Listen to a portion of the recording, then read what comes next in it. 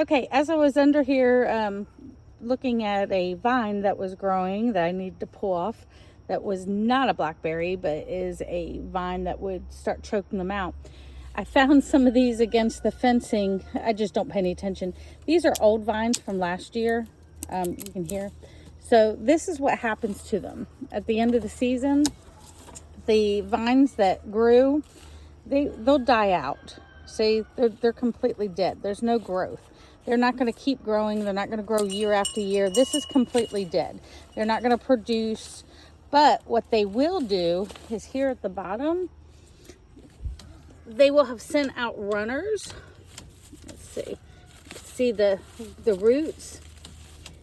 Let's see if I can see where this one has gone.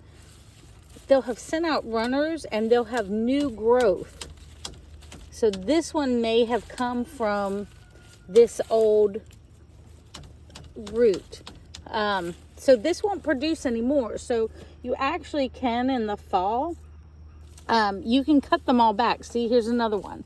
The ones that are against the fence here, actually here, this is a better one.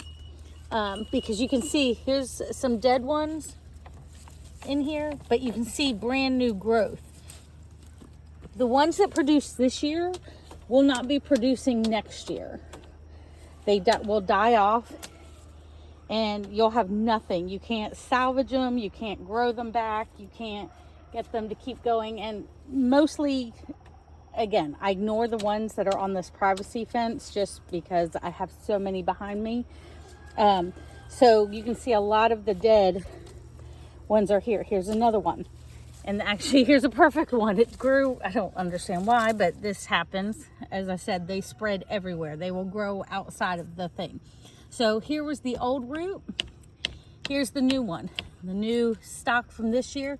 Next year, there'll be a third one. This one will die off, this second one, and there'll be a third or a fourth or maybe even a fifth. Possible this one over here may be coming from these roots. But you see, they're not even in the ground. I mean, they do go down into the ground, but the main part of the root, that root ball, is not even in the ground.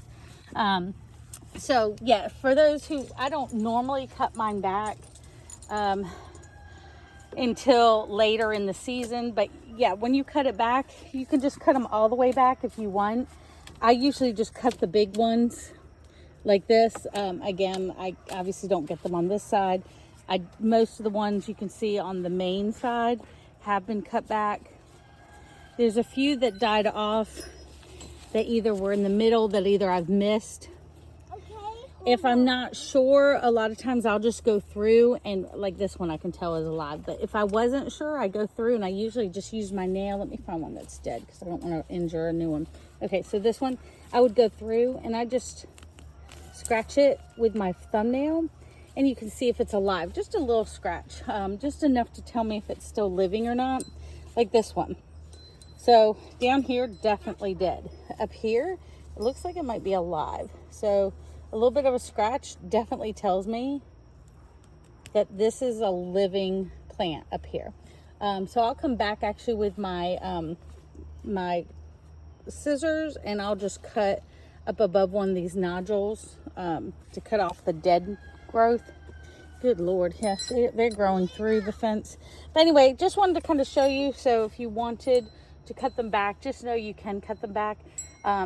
If they're growing places you don't want them, run them over with a lawnmower. It's not gonna matter, they're still gonna come back.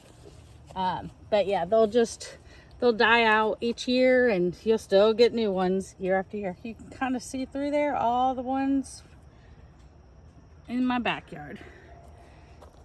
See, and those are the ones I kind of leave to the chickens and the birds.